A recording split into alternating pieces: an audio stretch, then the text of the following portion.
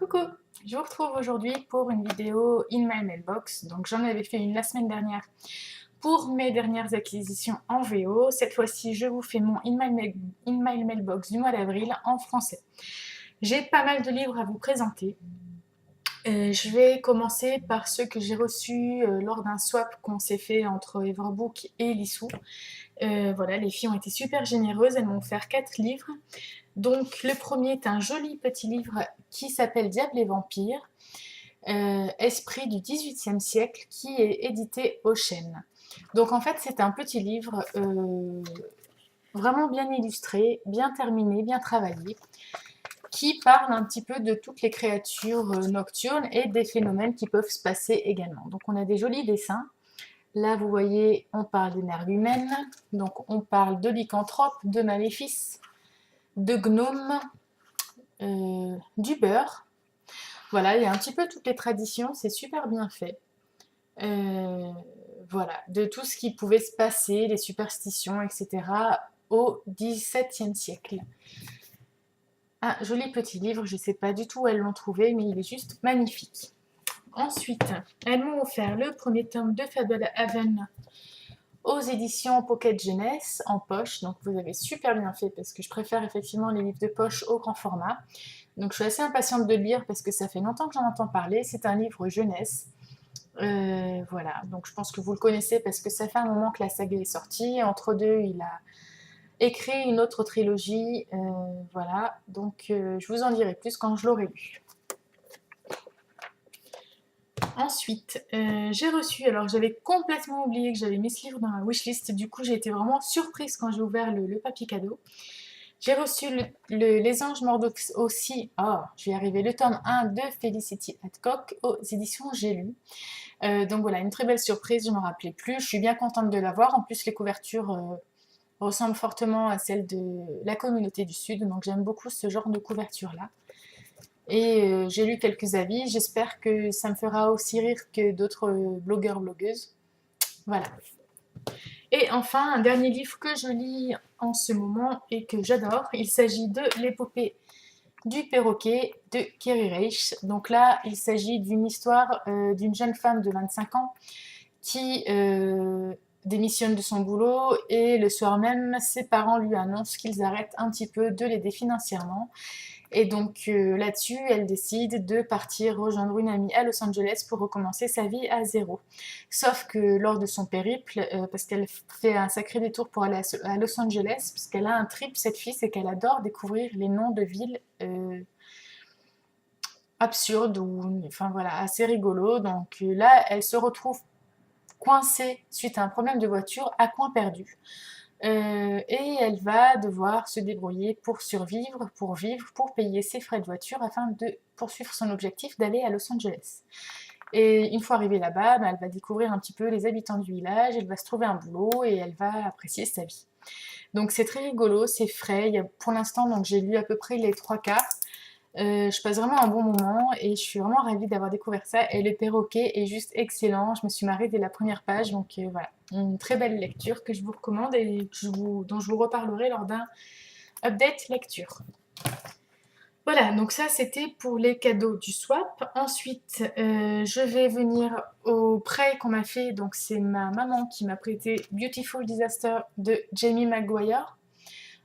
Voilà, donc un livre qui a été recommandé par Lissou, que je voulais sortir et que finalement j'ai repoussé pour lire L'épopée du perroquet. J'ai pas mal de gens qui m'ont dit lors d'un sondage sur Facebook que je risquais de m'énerver après Abby. Donc au moins je suis prévenue, je suis avertie que Abby est un personnage assez agaçant, donc j'essaierai de prendre du moins mes distances quand je lirai ce livre par rapport à elle. Ensuite, niveau service presse, j'ai reçu 2 livres. Il y en a un que j'ai prêté donc à ma mère, il s'agit de La rééducation sentimentale, le tome 2, L'éveil des sentiments d'Emma Cavalier, donc je ne peux pas vous le présenter aujourd'hui. Et l'autre tome, il s'agit de Bloodsong d'Anthony Ryan aux éditions Brajlon, donc c'est une épreuve non corrigée. Le livre paraît le 18 juin. Je vous en ai parlé dans une de mes précédentes vidéos, il me semble. Voilà, donc là, c'est de la fantaisie classique. On suit la quête d'un jeune homme de 10 ans qui est déposé dans les loges du sixième ordre, donc un ordre qui préserve la foi et qui entraîne les gens à devenir de grands guerriers. Et Vaélin, donc le héros, va devenir l'épée du roi. Donc on va découvrir tout son parcours, voilà, et comment il va devenir donc l'épée du roi et comment il va être surnommé le tueur d'espoir. Ensuite, voilà, donc maintenant on en vient à mes achats du mois. Donc le dernier achat que j'ai fait, il s'agit de Mary Poppins. Voilà, je suis assez intriguée de le découvrir. J'ai eu il y a quelques semaines, donc j'ai revu le film de Disney et j'ai vu un autre film qui s'appelle Autour de Mary, donc qui présente comment Pamela Travers a accepté de donner ses droits d'auteur à Disney pour adapter le film de Mary Poppins, qui était très très intéressant, que j'ai vraiment adoré. C'était une belle perception et j'aurai l'occasion de vous en reparler dans une de mes rétrospectives Disney. Mais avant de la publier, il faut que je lise ce petit roman, donc l'original de Mary Poppins. Voilà. En fait, je voulais faire un petit mot au niveau du livre de poche jeunesse. J'adore cette édition. Elle est super souple, elle est très légère et j'ai également Jane Eyre dans la même collection.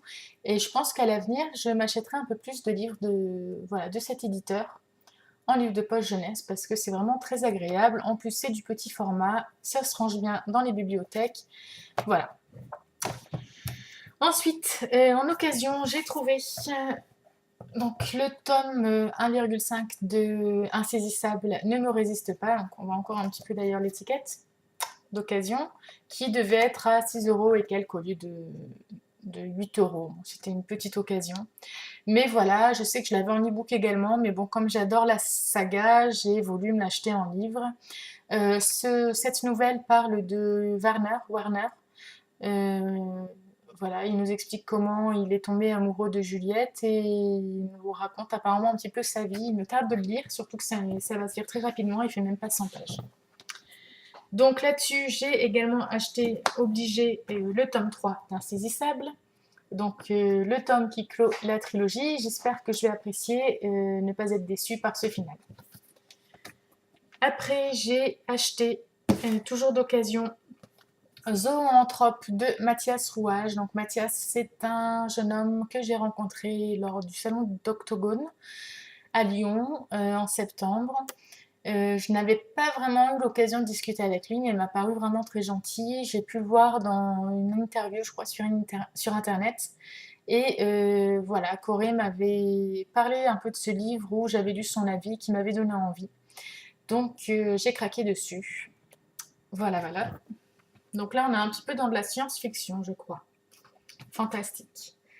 Et une autre occasion sur laquelle j'ai craqué, il s'agit de J'ai laissé mon cœur dans les brumes d'Édimbourg. Donc je rigole parce que j'ai vu Virginie de la chaîne The 27, j'ai toujours du mal à le dire, qui l'a présenté dans son IMM de cette semaine. Donc petit clin d'œil à toi, voilà, je l'ai aussi. Si tu veux, on pourra se faire une lecture commune dessus. Voilà, ça a l'air d'être un peu une lecture doudou, j'espère ne pas me tromper. C'est un livre de young adulte, d'amour, une romance. Voilà, donc ça se passe au Moyen Âge. Enfin, en fait, non, ça se passe pas au Moyen Âge. C'est une lycéenne qui rencontre un jeune homme qui semble sorti tout droit du Moyen Âge. Voilà, donc j'espère que je vais apprécier.